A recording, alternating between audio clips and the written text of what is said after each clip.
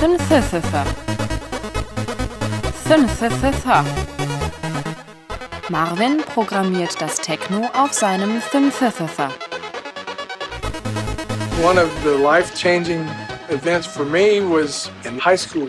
They were building a media center, and I walked past this door, and there was all this equipment, and a guy looked at some blueprint, scratching his head, and I couldn't stay away. I said, "What's going on in here?" He said, "This is going to be a TV studio. You want to help me put it together?"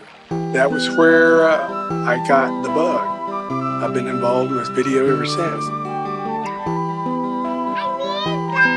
My name is David Sieg. We're here in Fletcher, North Carolina at ZFX with my ancient scanimate machine.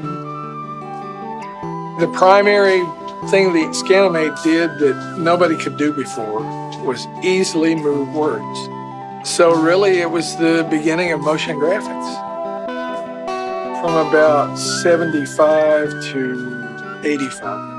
If you saw moving animation on TV, it was either shot frame at a time on film, which took forever, or it came out of one of the 10 scanimate machines that was ever built. NBC Sports, ABC Sports, CBS Evening News. We had a scene in the first Star Wars. It was everywhere. This is the scanimate room. Whew. It's gotten hot in here. These are the only two that I know of that work. I have the first R&D machine, and I have the last one ever produced. It's just got a very distinct look that can't be replicated. It's sort of the visual equivalent of like a Moog synthesizer. With analog, it's a continuously variable thing that you can adjust. When it's in the initial position, I'm going to put an oscillator on depth.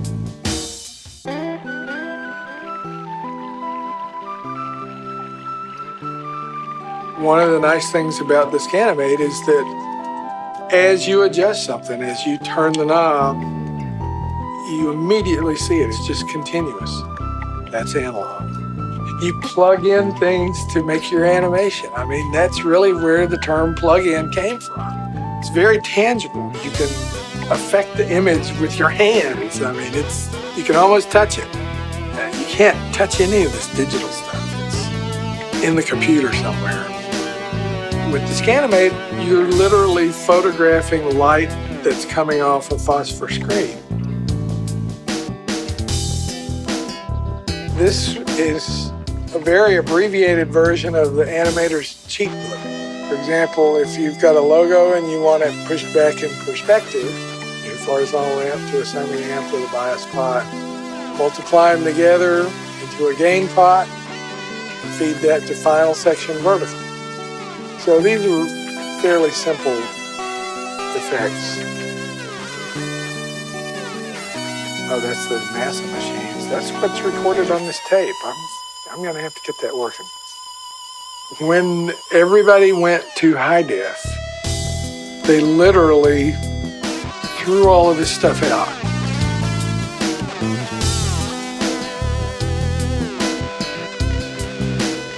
We're in a throwaway society. Your iPhone quits working, you go get another one and throw the old one away. But this stuff was made to be fixed. It doesn't matter what the machine is. If there's a guy that has been responsible for maintaining and keeping the machine working for years and years, he hates to see that machine go into a landfill.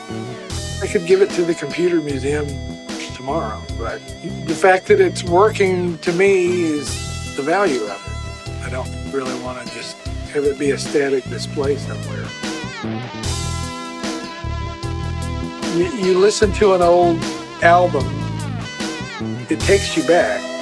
And I think this kind of animation, this kind of look, sort of takes you back to that era. I don't care that much about moving words.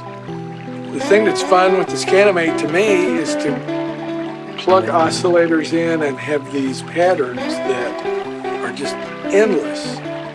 There's not anything like it. I guess, some people would say I'm crazy and it'll never amount to anything, but it's been worth it to me.